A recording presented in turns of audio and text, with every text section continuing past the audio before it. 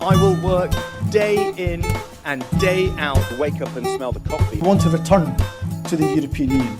Another future is possible, but we've got to fight for it. Order! Hello and welcome to the Debated podcast. As always, I'm your host, Will, and in this episode, I'm delighted to be joined by Linda McDougall, author of Marcia Williams, The Life and Times of Baroness Falkender.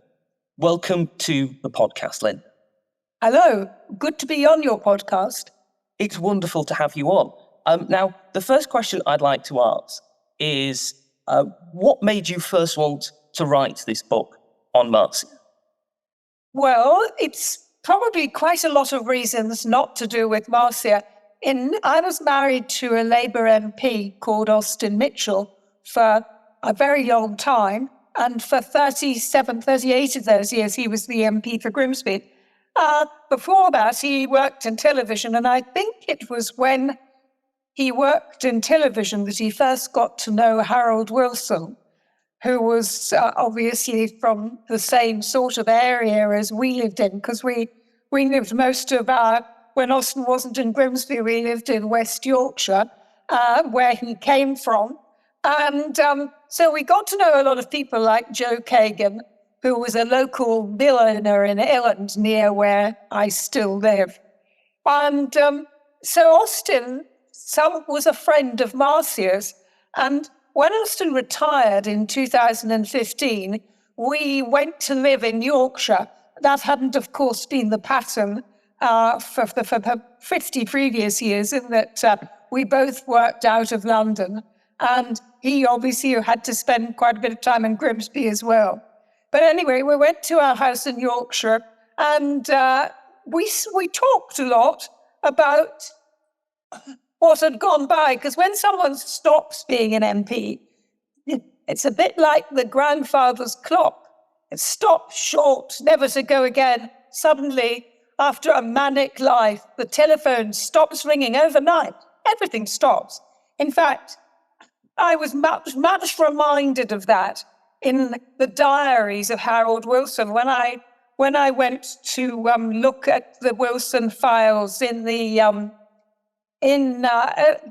Bodleian Library in Oxford. I was very sad, really, because after he'd stopped being an MP, the entries in the diaries also kind of stopped. Marcia would fill in the diaries, and so some years you would get a couple of trips to the Scilly Isles, some routine visits to the doctor and the dentist, and perhaps an annual visit to Oxford to have dinner with Bob and Betty Maxwell.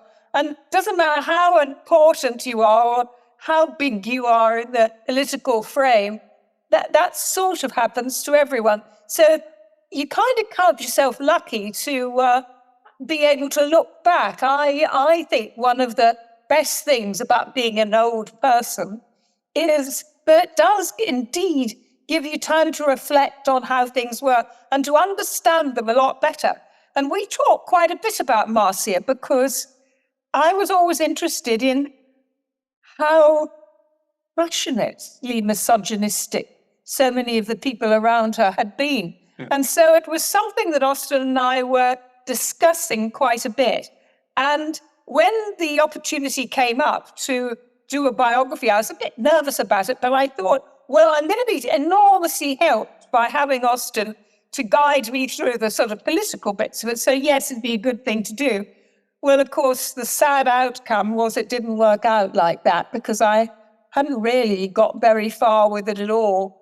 I'd only got to doing my discovery at Leeds University about the papers of Cornt, who had been Wilson's agent, and these papers were in Leeds University when Austin was actually in the infirmary just down the road, and I was sitting in the library and he was in the infirmary. And so that was the end of it, really. And obviously, after he died, it took me quite a long time to make up my mind if I was going to go back to it. And I decided that I should. I'm glad I did, because I've found it very, very, well, it makes much more clear to me how things were in the 60s and 70s and how they've changed now. And I think I wanted to say most of all about Marcia, that she did make, I believe, a huge contribution to the Labour Party. And I'm incredibly sad that the Labour Party hasn't recognised this and hasn't done anything to promote the important work she did for them. She is a figure that those of us who are in the Labour Party should be proud to recognise and should want to talk about. Absolutely. I just want to begin by asking about Marcia's early life in Northamptonshire. Could you give a bit of an overview as to what that life was like, and possibly comment how you think it may have impacted her later career? Yes, it's hard to tell how it impacted her later career, but she was the daughter of a Northamptonshire builder, and it's commonly thought by everyone that her mother was of the belief that she was actually possibly, well, I think she went stronger than possibly.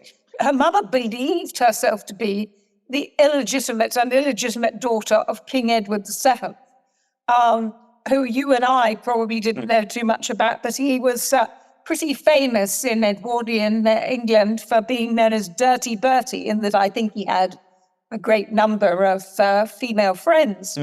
Now, so I did go into this quite closely and looked at some work that had been done by the Society of Genealogists. And it is true to say that the Falkender is an incredibly rare name, and there was Marcia's mother was indeed illegitimate, and it doesn't say on her birth certificate who her father was, but there was.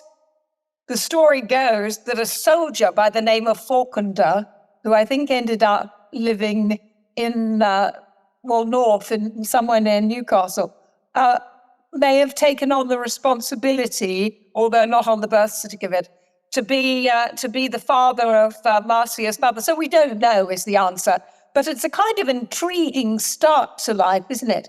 To believe that you might be the granddaughter of a past king. Anyway, her mother, Northampton features incredibly strongly, and her mother married her father as a builder, and really for all his life was a successful builder. He started as a worker in a brick factory, and he ended up, he left quite a considerable amount of money in his will for those days, and he was incredibly family man with 3 children, Marcia, her sister, and her brother, Tony. They all did well at school and they went to university. Tony became a geologist and went to work in oil in the Middle East. Marcia's elder sister, Peggy, had also done well at school. And there was a stage when all 3 of them worked together in Downing Street. And I'd now like to turn to when she left Northamptonshire, when she went to Queen Mary College, University of London. What do you think that experience was like for her, going from Northamptonshire to London, studying at university? And what do you think, you quote some of her political writing, some of the only political writings that were published under her own name prior to leaving Downing Street in the piece. What do you think that they say about her political beliefs at that time while she was at university? And do they give any indication as to the kind of political operator that she would be later on? Well, I would kind of say not, actually. When she was at school at this, it was she was at something called Northampton Girls' School, which is still thriving today. I've been, obviously, a couple of times and had a look, and it's a terrifically good school, as you might imagine, for young women, but it's also terrifically expensive. I think today, if you were the parent of a Northampton Girls' School girl, if you just had one daughter, you'd be parting out with something like $12,000 a year for day girls. So it's a considerable amount of money. Now, Marcia was obviously clever, and so was her sister, because they both got scholarships to Northampton Girls. So they were bright and clever. And there I was incredibly lucky, because one of the people that helped me with the book a lot was Marcia's school friend from the 6th form. her friend Anne Caldwell. And I've spoken to her and been to see her many times during the writing of the book. And Anne's belief from the beginning, and I can see no reason why she would be wrong, was that Marcia had no particular political leanings when she was at school. In fact, Anne and Marcia spent a great deal of their time, at least twice a week, they went by bus into Northampton to go to the cinema. The cinema was their great love. And then when they got home from the cinema, always American films, they spent a lot of time writing to American actors, film stars, pop singers, if you like, in the hope that they could get autographs for their autograph collection. And that occupied them enormously when they weren't working hard at their schoolwork. So there was no real suggestion in anything I could find that she had any particular political leanings to the left. However, others have said that one of the teachers at Northampton High School for Girls at the time was a woman called Janet Margeson, whose father was the Conservative chief whip, and he had a reputation for being very, shall we say, well, what I'd call bossy and assertive. He was regarded as a great chief whip because he had a tight control on what were done in his party. Now, it's suggested that Miss Margeson, was a teacher of Marcia's, and that she may well have encouraged her towards thinking about politics. But if she did, I mean, how? Was Miss Margeson secretly against? Was Margeson a secret left-winger who was encouraging her students to be left-wingers also? Because I can't really connect it up, because her father was the very opposite. So again, there's nothing to tell me about that, but that's the only political collection that was suggested at school. What Anne Caldwell says, she does remember that Anne became pretty excited about naval officers, and had an uncle who was in the Navy and got to know lots of young men who were naval officers. And that Marcia did remark about that. Well, you're bound to have a different life from me. I'm more likely, she said, to be one of those girls who are apparently quite sort of well known at the time, one of those girls who work on coal barges, carrying coal from the Midlands down to the south of Britain. Said, I'm guessing that she did sort of think of herself as not being a working girl, shall we say, rather than someone who was going to live a middle-class life. Obviously, I don't need to tell you that Britain was much more hierarchical then than it is now, and there were less opportunities, I think, for ordinary working-class people to get on. But then you couldn't call anyone who went to a girls' private school an ordinary working-class girl. So difficult to make any honest assessment before she went to Queen Mary. I was at Queen Mary last night because I had my book launch there. And it was very exciting, actually, because we had big posters of Marcia up around the place. And Queen Mary are, obviously, as you would be, very proud of Marcia and her contribution. And it was well attended. And people seemed very interested indeed. But again, there's I was lucky to actually find some extracts from what she did when she was at Queen Mary in the magazine Cub, which is the student magazine. I suppose you could say she was determined and forthright. We only really begin to know about her political leanings. The big important thing, as far as I can see, is when she left the university, she then went to a college and learned shorthand typing, which if you're female and it was 1950s, then of course you had to learn shorthand typing, because if you were going to get on in the world, the only way you could do that was by being an assistant to some man. It was still very rare. There were very few women at the top of the civil service. Married women had to leave the civil service on marriage. Married women weren't allowed in the foreign civil service for quite some years to come. So one wouldn't have suggested that a political career was anything that anyone would want. However, Marcia got a job the only job she ever had, apart from working with Harold Wilson, in head office of the Labour Party, as one of a group of, shall we say, secretaries, shorthand typists, who worked in head office.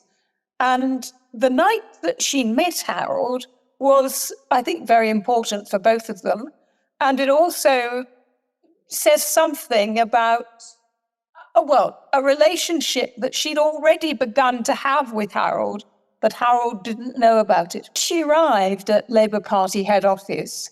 She quickly saw that the Labour Party of Gaitskell, Roy Jenkins, Anthony Crossland, all been at Oxford together, all middle-class Oxford men with definite views of where Labour was going and where Labour was placed on the spectrum, and that was definitely firmly to the right of centre.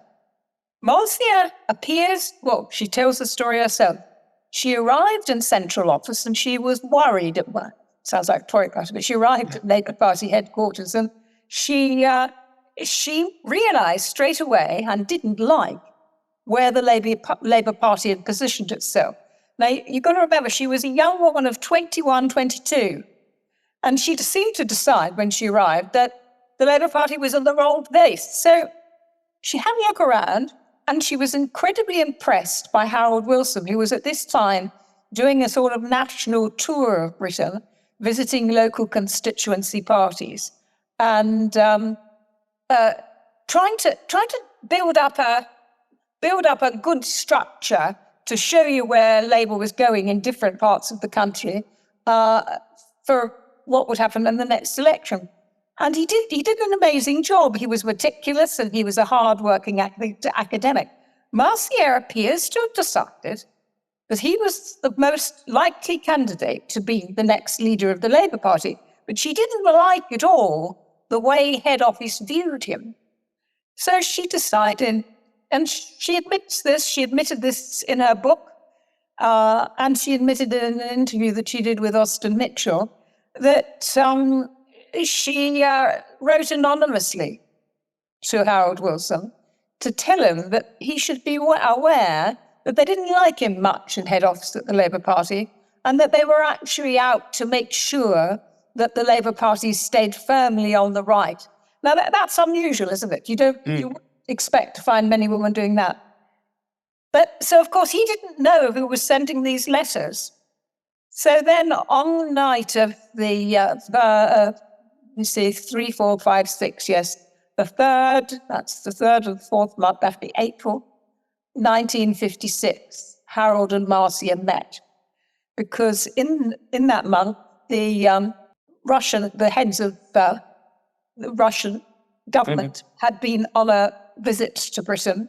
There was Khrushchev, there was Bulganin, and a whole raft of supporters. Now, the Labour Party, obviously being the opposition, hadn't had much to do with that, but they were invited for one evening to spend time in the House of Commons dining room with the Labour Party leaders, and all the people I've already mentioned, and of course Harold Wilson was there.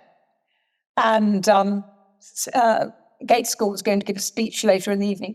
Much drink was taken, and people like George Brown, who was at that stage deputy to Gaitskell, I think, had an excellent reputation as an imbiber.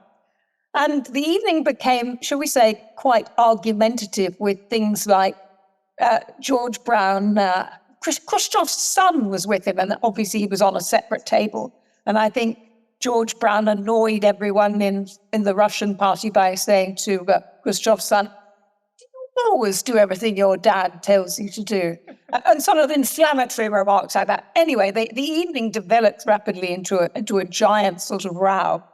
The two women who'd been organising the event were Marcia and another woman from Labour head office. And just because there were a couple of empty seats before the dinner began, the Secretary General had said to them, "Go on, girls," and I mean, he would definitely have said girls, because that was the sort of thing that people said in those days. "Go, well, girls, sit down and take shorthand notes of the meeting, and they'll be useful to have afterwards."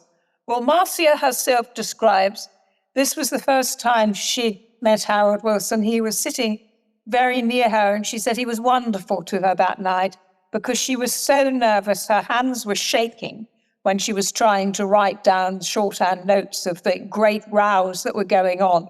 And it wasn't just a British thing. It was in newspapers. I've checked it myself. There were write-ups about the appalling behaviour of some of the Labour people and the rows that took place in newspapers across the world after it happened. And the CIA made reports on it, all sorts. Anyway, that night, we then have another source that I acquired. A guy called Court had the front page in the Sun newspaper in the 70s for an article sensational article saying that Harold Wilson, amongst all the other things he'd done, and allowed Marcia to see secret papers that she shouldn't have been seeing because she wasn't authorized to do so. You'd have to try and imagine it was just like an everyday scene in Downing Street in 2023 from what we were hearing yesterday. And I tried to find this book that this was supposed to be an extract from, and of course it didn't exist. So I asked people, asked around, and people said, oh, well, it was pretty common, that sort of behavior, that people often sold an idea and then never went on to complete it. And that was exactly what had happened with Corn. But when he died in the 80s, his wife had sold his papers to Leeds University for some small sum of money, like 80 quid or something. But the point was that she made it sound much more exciting because she said that they had to abide by the 30-year rule and no one was to open them for 30 years. So no one had opened them, but I was motivated to do so. And it was very interesting because Corn had written the sort of story I've told you about, which is pretty accurate about that night. But he'd also written all about when Marcia and Harold first met. And he suggested that they did indeed meet that night, just as Marcia had said, and that Harold offered Marcia a lift home.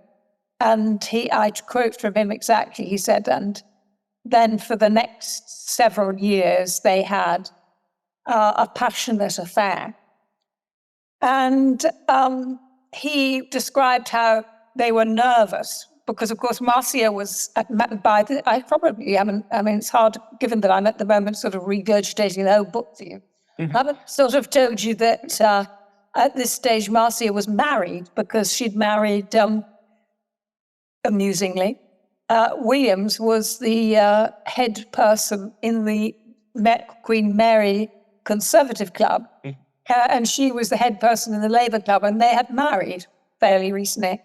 Anyway, Corn said that Marcia and Harold were incredibly nervous about the fact that they were out very late, and they made an arrangement that at the Labour Party head office meeting the next morning, they would send a message, Marcia would send a message to Harold about whether Mr. Williams had been angry about her late arrival home by putting sugar in the saucer of her cup of tea.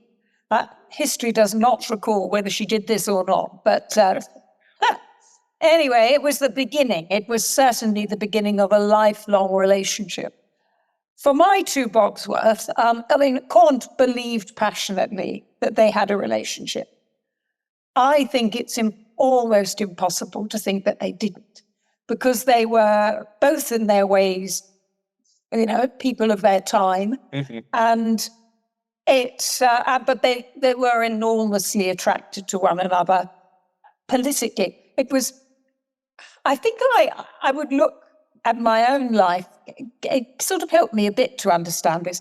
I think Harold was a very organized person, and people used to joke, actually, when he'd been a university lecturer before all this, that he kept everything in neat parcels.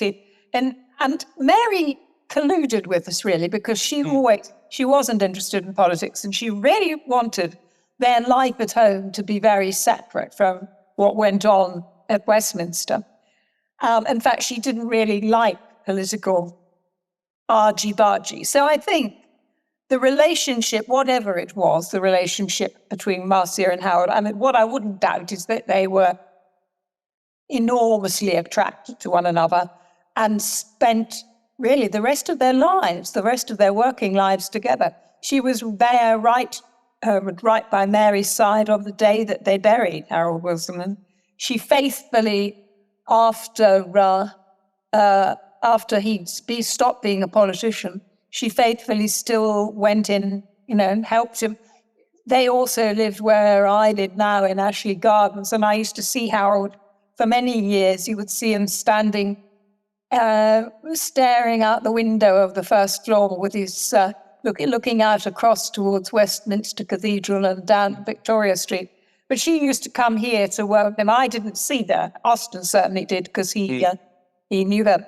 Anyway, Cornt writes that relationship became, he suggests that Marcia, there was a lot of talking, and other people have backed this up. There was a lot of talking during the 50s about Marcia and Harold arriving every day because they worked in the mornings. He had a job outside, because we've got to remember, it's important to remember that there was no short money. There was no visible means of support. MPs earned a tiny amount of money. They didn't even get their fares paid to their constituency. I went just a couple of weeks ago, I went to Dundee. And when I was in Dundee, someone was telling me that Winston Churchill was the MP for Dundee for 14 years. And in those 14 years, he managed to get to Dundee 4 times. Look, I want you to know it was a very different, just back, even 50 years ago, it was very different kind of person became an MP, and it was a very different way that people ran it. And people like Tony Crosland, who was the MP before Austin and Grimsby, well, it quickly became obvious to me when we arrived in Grimsby, because people told me that Tony was very well organised. He came to Grimsby twice a month on a Saturday, and he would have an advice surgery in the morning, and he would then spend the afternoon at Grimsby Town home match, and then he would hop on the train and be back in London or in his Banbury home in time for his evening meal. Now that was civilised, you see. Now that's terribly different from what people want now. Austin would be the change generation, I suppose, when we were moving between those. Melanie On burst a gasket telling everybody how she was born in the Grimsby Maternity Hospital, because nowadays the connection between the MP and, preferably if you can be, being born in the constituency is very important. That certainly wasn't sort of going on in the days of Marcia and Harold. So, and anyway, their relationship was very close, and people noticed them at Westminster. And Cornt gives a description, which I have put in the book, about how Marcia put on a lot of weight. They ate dinner together every night in the dining room, and that a woman one night said to Marcia, "When's it due?" Marcia was profoundly upset by this and stormed out, apparently, and wasn't seen for a couple of months, during which time she lost weight. I can see how Cornt sort of struggling to write all this, but I comment not on it. I think lots of people would back it up because that sort of story was doing the rounds at the time, but nobody had any proof. Anyway, my own feeling on the subject, for what it's worth, is that yes, they probably did have a sexual relationship, but only for a short time, because I think they both discovered that wasn't really what they were interested in. Both of them had become passionate about changing the government in Britain, getting a Labour government, and of course, there was no suggestion until quite near the time that it happened that Gaitskell was going to die. So, what they were first of all doing, Harold and Marcia, was progressing Harold's role and trying to improve Harold's importance, he became the Shadow Chancellor in the Labour Party. So that's the area of great debate, what happened during those years. But whatever it was that happened, it cemented their relationship. Absolutely. And one of the things that I think really shows, you mention it in the book, the importance of that relationship and the importance of Marcia to Harold Wilson's career is just before the election in 1964, when Marcia was flipping through the Radio Times and noticed that Steptoe and Son would be going out an hour before the polls closed. And she suggested to Harold Wilson to call the then Director General of the BBC to ask him to move it because of its impact on turnout. I mean, what do you think that shows about their relationship, Marcia's political ability, but also how politics has changed since the 1960s? Because you can't quite imagine the leader of the opposition ringing the Director General of the BBC and asking for a popular TV programme to be moved because of the impact it might have on turnout now. I think everybody likes that story. Well, first of all, it shows that Marcia could think outside the box. I think so much of what happens at Westminster, again, has been discovered from these the amazing hearings the last few days. Is it everyone's so locked into what they're doing inside Number 10 or inside Labour headquarters or whatever, that they don't realise how they might be perceived from the outside world. Marcia wasn't like that. She was able to, and all through her life, I think, to relate incredibly well to what was going on in the real world. I mean, you know, because you live in Yorkshire, and I know, because I live in Yorkshire, that there are few things more appalling than the enormous gap between the North and the South now. I think it's worse than it's ever been. And you only need to get the train down to London and you're shocked by the different way people live. How anyone can afford to go to Pret a Manger in London to buy a sandwich for their lunch is utterly beyond me, you know? So, but Marcia had a skill and a talent that, to my money, has never been better. She related herself to what was going on in the real world. And I thought it showed, obviously it was the right thing to do. Hugh Carlton Green answered the phone to Harold and did what he asked. And yes, very clever behaviour. And that, you know, Marcia at that early stage was quite a lot of people praised. Even Roy Jenkins, who later on, when it got to the Lavender List, said that, you know, he was upset and thought that Harold's reputation had been ruined by giving peerages to people who wouldn't normally get them. I think that's rubbish, actually. I think that when I looked into the things about, so many of the things, when you look into them now, our balls are fluff, really, because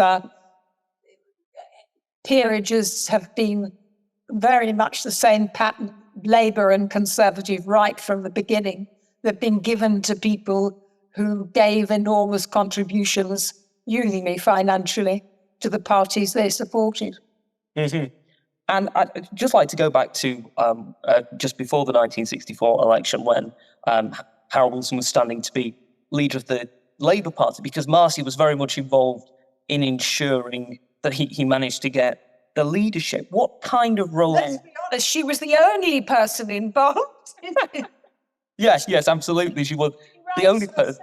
About how the two of them, month after month, went on. Well, Barbara Castle, who was on the left with Harold, said she'd never fallen out with Marcia, and she always quite appreciated what she'd done. Now, that's the time when Marcia played the biggest part, was then and in that first 1964 election, because, you know, they just didn't even get that much help. God knows what Labour head office were doing, presumably supporting people in their constituencies, one hopes. But what Harold and Marcia were doing was, I mean, supported by outsiders like Joe Kagan and other people who'd come other clever people who'd come from Eastern Europe after the Second World War, because you had to.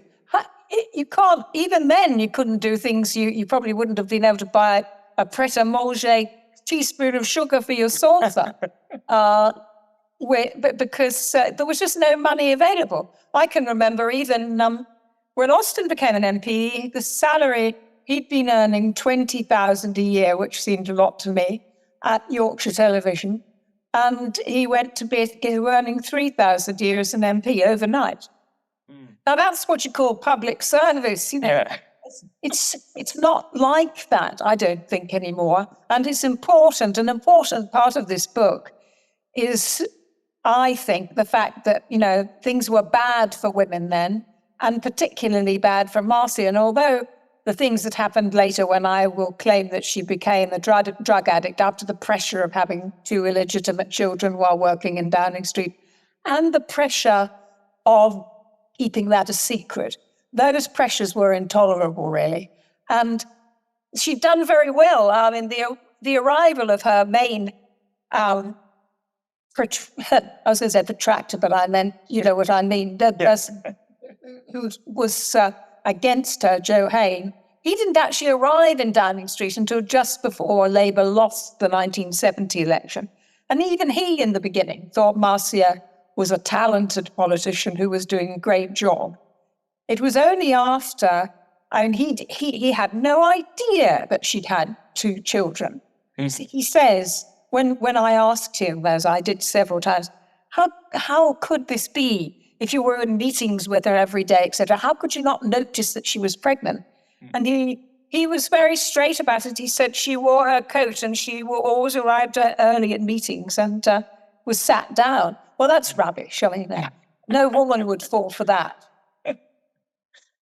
And I mean, you comment on Joe Haynes obviously being a detractor of hers, and there were certainly, by the time that both she and Harold left Downing Street, quite a few detractors. What do you think was at the root of the change in how people perceived Marcia from when Harold and she first entered Downing Street to when they eventually left finally in 1976? What was the main cause, do you think, in the shift in people's opinion? There were lots of different causes for different groups. I mean, the first key cause when arriving in Downing Street was how the civil servants have, up until then, been the only people in Downing Street. They were there to run the government, to aid the Prime Minister, to do everything, you know, that traditionally civil servants have done over the centuries for British governments. Marcia wanted something different. She wanted a political office in Downing Street because she argued, and we would all think rightly today, she argued that there were 2 jobs that the Prime Minister had to do. Yes, he had to run the government, but at the same time, he had a political party that he had behind him, and he had to run that party, had to run those MPs, and he had to have relationships with people in the constituents who were his own constituents. That was the change. Now, the civil servants, from the moment she arrived, did not want Marcia there. And misogyny was an important part of that. There just weren't women in Downing Street. I mean, there were wives, of course, and as we've seen even to this day, wives can easily be put down and disposed of. I noticed that Simon Case talked about Carrie in glowing terms that, well, what will you be doing? Well, whatever Carrie wants, I suppose. So it's kind of traditional to blame women. But I'm saying that we shouldn't blame Marcia because she was a political operator and she did very, very well in those 60s governments. We all agree, there's no disagreement about the fact that Wilson did well as well. He passed lots of laws that we're grateful to have now. He changed the world for women, he changed the world for gay people. That this was a reforming government, I would venture as a non-politician to say. But that doesn't excuse or the sort of profound dislike. So the civil servants didn't want her there and they did everything they could to get rid of her. That was thing number one. My next door neighbour, Robin, who Lord Butler, who I interviewed for the book, said she was a complete nuisance. She took no interest whatsoever in what he wanted or what any other junior civil servant wanted. She put her needs and wishes first, and it's fair enough. So all that made her unpopular with civil servants. What made her unpopular with people like Joe Haynes is, I think, they felt that because Harold listened to everything she said and was prepared to, and they didn't like the way she treated him, they felt that she had some hold over him, which made him have to listen to her. They had an entrenched view, really, of how a prime minister should behave. And they felt that Marcia had too much power and it was stopping them getting close to Harold. So that's, I think, what problems were. And they all got much worse because Marcia obviously had to think about what was going to happen to her. Because don't forget, Harold had another life. Harold, like many men, could go home, shut the door and go home at the end of the day. And he had a wife and family of whom he was proud, and he was obviously happy with his wife. And Marcia had nobody. She started having a series of fairly disastrous affairs with people who were around Downing Street and didn't work. And then, again, it'll probably be your favourite story as it was mine. In those days, there wasn't a gate at the end of Downing Street, and Guy arrived to see Harold Wilson one evening and noticed that the car belonging to the man who was at that stage the political editor of the Daily Mail was sitting outside the door of number 10, and he peered in the window as he went past and saw to his unique embarrassment that in the car was Walter Terry, the political editor of the Daily Express, and wrapped in his arms was Marcia Williams.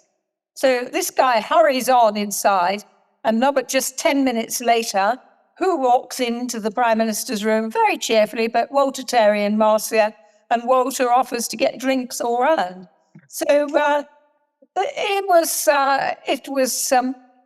she had unpredictable relationships. She was obviously, Harold Wilson explained to Joe Haynes that she was actually in love with Walter Terry. The situation went on for, quite a while because she had 2 babies within 10 months of one another. And this all had to be kept absolutely secret because, first of all, everyone, if it had got out, everyone would have no doubt believed that the father of those babies was the Prime Minister. Mm-hmm. I think that was probably the main reason why it couldn't get out. Secondly, the situation was really different with newspapers then because, of course, the proprietors could be influenced to change their stories or control their journalists. And the Prime Minister's lawyer, he was Arnold Goodman then, worked hard to keep stories about Marcia out of the press. And that's when I give a bit of a herogram, really, to another huge change which has taken place in our society, which was the arrival on the scene of Private Eye. Because Private Eye were doing something that the hierarchical structure of Britain hadn't had before, that no longer could people at the top cover up what was going on. And Private Eye revealed that the situation with Marcia and the boys, people like Joe Haynes had worked for some months for Harold Wilson without even knowing that Marcia had these 2 children. It's extraordinary, isn't it? Yeah. So I want you to think that sort of stress on Marcia, it was enormously stressful. And imagine if every day you had to be frightened that someone would find out you had kids, Yeah.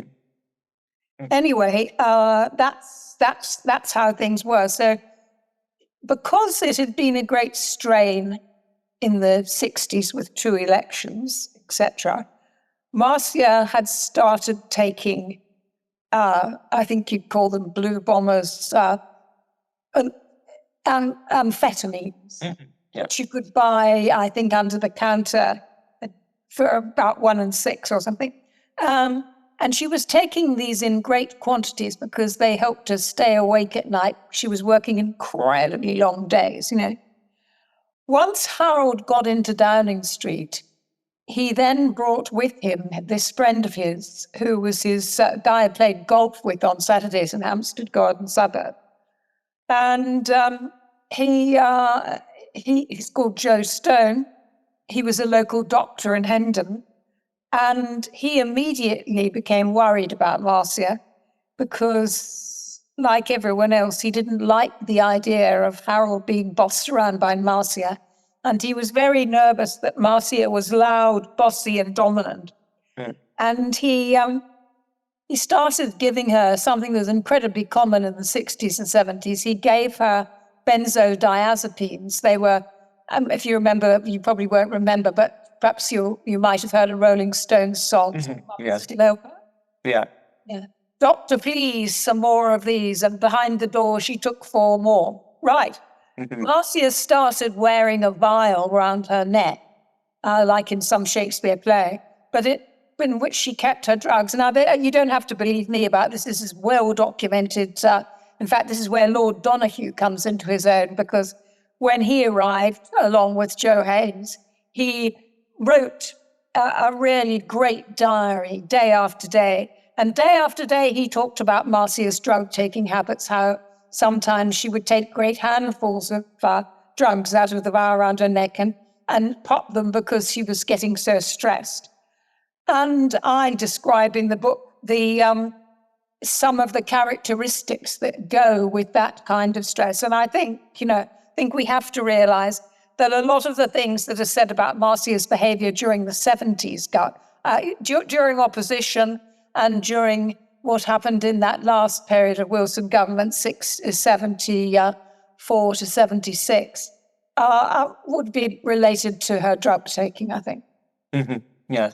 And I think looking at the 76 period, of course, we can't not discuss, you mentioned it earlier, the Lavender List. Why do you think that list made such an impact?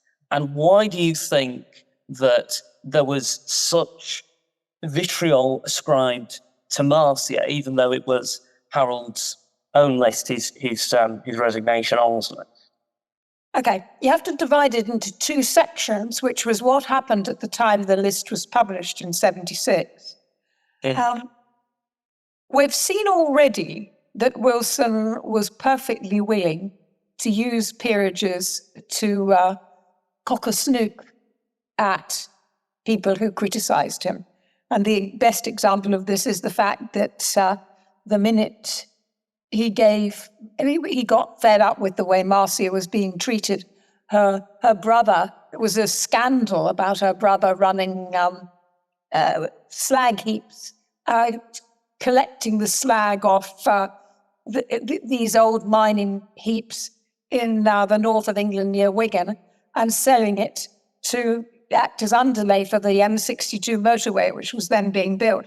In fact, it was proved conclusively that he'd done nothing wrong, and the fact that he had his sister's names on the company that he was working for, that he'd set up. Mm-hmm. None of this was wrong. And Harold got up and defended the whole family in the House of Commons.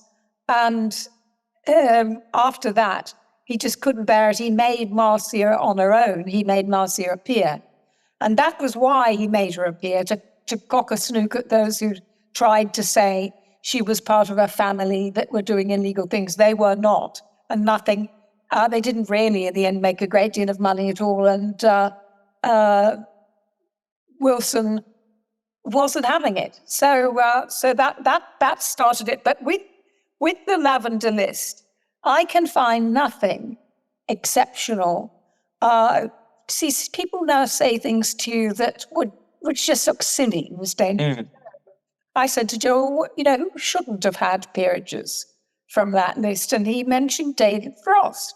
He said, well, the one person we succeeded not giving a peerage to, David Frost. So I said, well, what would be wrong with giving David Frost? He said, well, he was in television. Now, that's the old-fashioned attitude of the people back then, just after the war, who were a cut above television, if you like. Television was something, and particularly ITV, which was something the working class watched, you know. So that was rubbish. And I think that looking back from this distance at what peerages have been given to me, it's very hard to say that anything was any. It's undoubtedly true that Marcia and Harold will have chatted it over together. Why would they suddenly change the habits of a lifetime? And as she said, and he said too, she was just writing down, they were walking along together, and she wrote down what he said. But it caught the imagination of people, I think, mainly because it was called a Lavender List. That's what was so mysterious about it. And I looked back through the peerages, right back, you know, Lloyd George, etc. There's nothing, most of the people, Lord Weidenfeld, for example, were people who'd given enormous support to a Labour Party that wouldn't have succeeded otherwise, because that sort of money wasn't available until Harold Wilson changed the rules. That sort of money wasn't available to governments or to opposition. So I think that first bite of what happened with peerages could be safely disregarded. And in fact, nobody was ever sued over it. What happened the second time, probably more interesting actually, the second time was because Joe Haynes, who presumably retired by 2002, 2003, wrote a book about Marcia.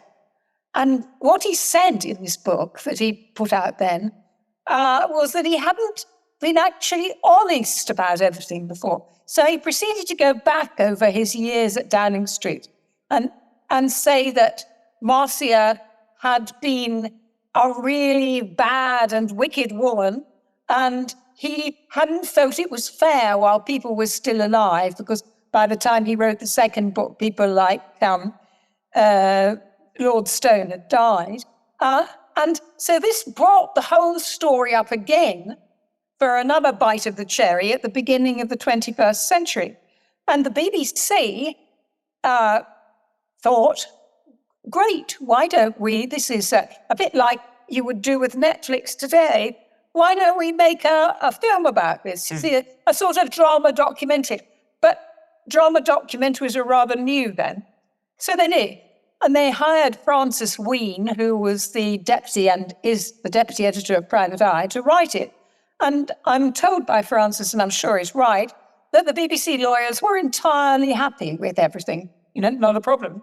Mm-hmm. So the story was duly filmed, and Joe was interviewed and continued to say things about Marcia. And the day after it went out, Marcia sued the BBC, and nobody was particularly worried about that, thinking, well, why would she? It's been exact.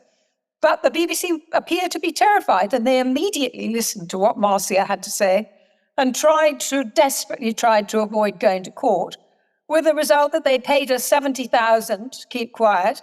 And not only did she get $70,000, but they promised never to show the Lavender List again. So that's why the Lavender List is the part about Marcia that has stayed on in people's minds. Mm-hmm. Absolutely.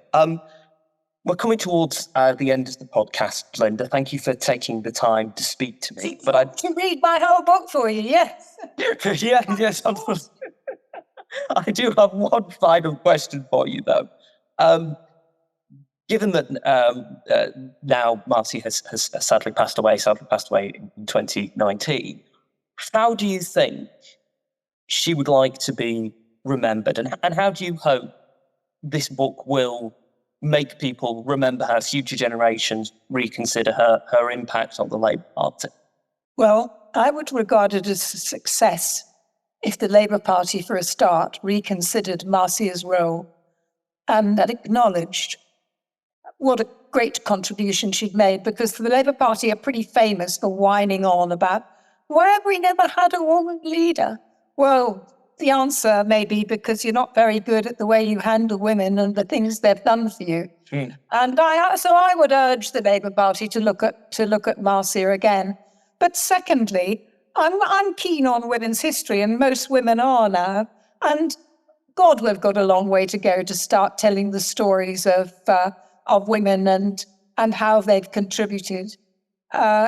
This is just happening at a time when we're shocked to see misogyny in Downing Street and things all over again.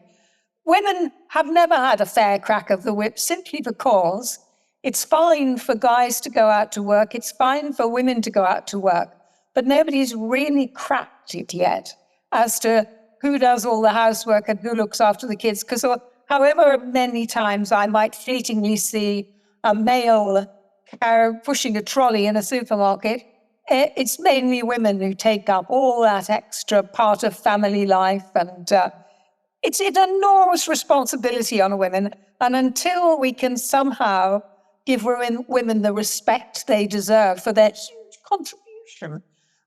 For instance, just a tiny thing, but in the Labour Party, women too often are out in the kitchen with their pinnies on, washing the cups. And occasionally they come out to clap when they get a new MP or somebody retires or something like that. That's the solid role that women had been performing, keeping the Labour Party going. Wake up, Labour Party, I say, wake up. Yeah. Well, I completely agree with that sentiment, Linda. Thank you once again for taking the time to speak to me. If people would like to buy a copy of the book, where would you advise people go to get a copy? Their local bookshop, I think, is the answer. If you've got lucky enough to have a local bookshop, treasure it. Again, I completely agree with that, and I hope people will go out and go to their local bookshops and buy this book, because it is a fantastic book. Thank you once again for speaking. Thank you. Thank you for listening to this episode of the podcast. If you've enjoyed it, you can subscribe to us on iTunes, Spotify, Podbean, and Amazon Music. You can also follow us on Twitter, @DebatedPodcast, like us on Facebook, Debated Podcast, and if you'd like to get in touch with us, whether about appearing on an episode of the podcast or commenting on an episode that you've listened to, you can do so at thedebatedpodcast@gmail.com. Thank you for listening. I hope you listen to the next one.